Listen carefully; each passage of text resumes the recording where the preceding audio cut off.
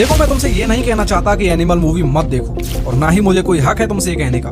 पर क्या होगा अगर मैं तुमसे कहूँ कि एनिमल मूवी देखना शायद तुम पर भारी पड़ जाए, ये तुम्हारे अंदर के उस शैतान को शायद जगा दे, शायद ये मूवी तुम पर कोई गलत असर डाल दे। देखो, इस बात में कोई दो राय नहीं है कि family is the most lovable thing जो भगवान ने हमें दी है। परिवार का प्यार वो अनमोल रिश्ता होता है जिसमें हम हर सुख दुख में एक दूसरे के साथ खड़े रहते हैं। बाप बेटे का रिश्ता एक अनोखा बंधन है जिसके लिए हमारे दिलों में अलग से एक जगह होती है। मैं अपने परिवार के लिए अपनी जान दे सकता हूँ, इवन किसी की जान ले भी सकता हूँ, क्योंकि उनके बिना मेरी जिंदगी अधूरी है और मेरे बिना उनकी। और एक परिवार की खूबसूरती यही तो होती है, वो हर मुसीबत में हर खुशी में खड़े रहते हैं एक दूसरे के साथ, एक दूसरे के लिए। पर क्या हो अगर ये प्यार हद से ज्यादा बढ़ जाए? किसी एक स्पेशल फैमिली मेंबर के लिए तुम्हारा ये प्यार जब दूसरे घर वालों को तकलीफ देने लग जाए, क्या हो अगर तुम्हारा ये प्यार एक टॉक्सिसिटी बन जाए?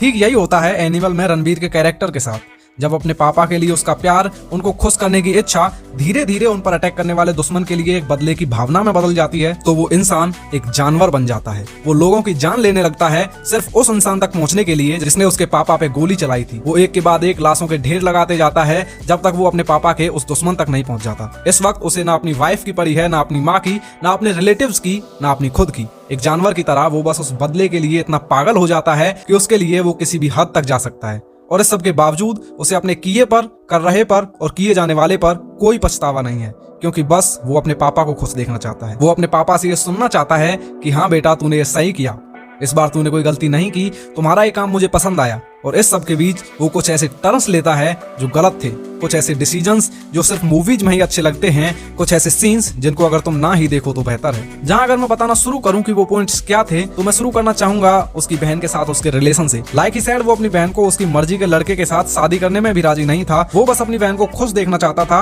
अपने सभी फैमिली मेंबर्स की तरह। और जब उसका जीजा उसकी बहन के चेहरे पर ऐसे हाथ लगा देता है तो देखा नहीं था भाई वो कैसे भड़क गया था। वो बस यही चाहता और जानता है कि उसके लिए उसकी फैमिली सबसे ज्यादा इंपॉर्टेंट है, जिनके लिए वो कुछ भी कर सकता है। और इस चीज को अगर हम एक व्यूअर के पॉइंट ऑफ व्यू से देखें तो अपनी बहन की रैगिंग बंद कराने के लिए उसके कॉलेज में गन लेकर जाकर लोगों को डराना बहुत कूल है। उसकी बहन को छेड़ने वाले लड़कों को गाड़ी से ठोकना, उन्हें भगा भगा कर मारना बहुत कूल है।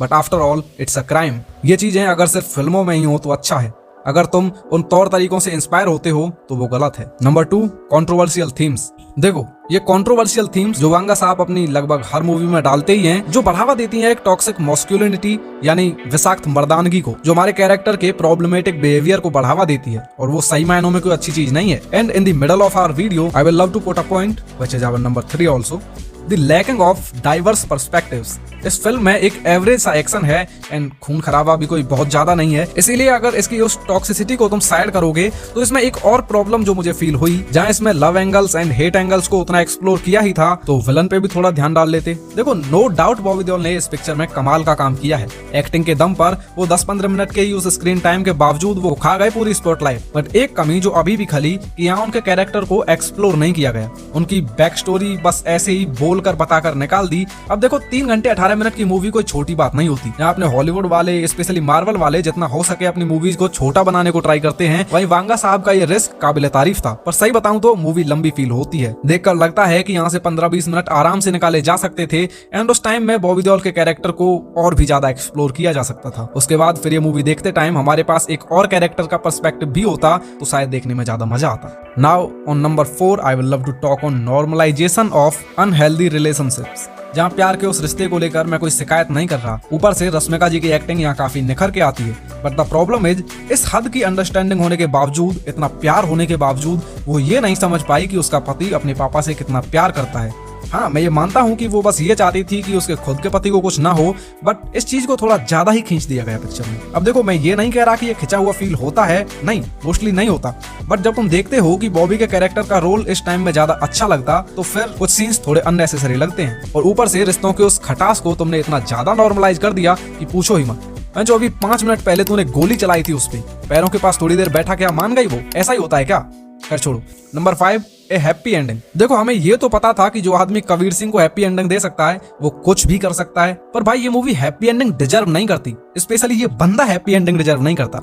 जहां अभी तक ये आदमी इस लौंडे की हरकतों से बिल्कुल खुश नहीं था, इसके लिए इतना कुछ करने के बाद भी इस इंसान को अपने किए पर कोई पछतावा नहीं था, और फिर एकदम अचानक से अनिल कपूर के अंदर उस सुकुना को हराकर वहां यूजी टेक ओवर कर लेता है एंड खत्म।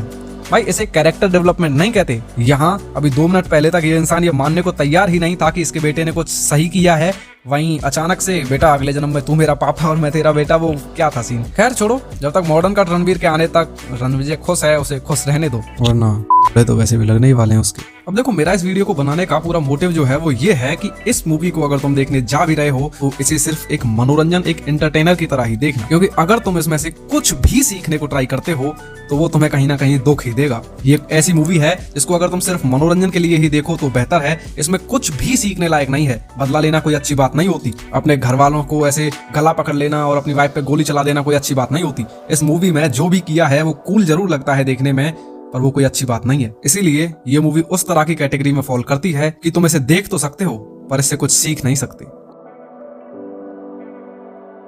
देखो, यही थी आज की वीडियो। इस वीडियो में हमने ये बताया कि तुमको एनिमल मूवी क्यों नहीं देखनी चाहिए, और अगर तुम्हें अभी भी कंफ्यूजन है मेरी बातों पर और तुम ये चाहते हो कि मैं ये बताऊं कि एनिमल मूवी तुम्हें क्यों देखनी चाहिए, तो मेरी ये वाली वीडियो देख लेना। अब तुमको ये वीडियो अच्छी लगी हो, वीडियो को देखकर कुछ भी अच्छा लगा, खुशी हुई या मजा आया तो लाइक मार देना इस वीडियो को। चैनल पे कहीं से भी नए आ गए हो तो सब्सक्राइब तो मार ही देना इस चैनल को, और अपने दोस्तों के पास शेयर भी कर देना। मुझे मेरे सोशल मीडिया हैंडल्स पे फॉलो भी कर लेना। मैं मिलता हूँ आप सबसे अगले वीडियो में। Till then keep watching movies, keep watching movies ज्ञान।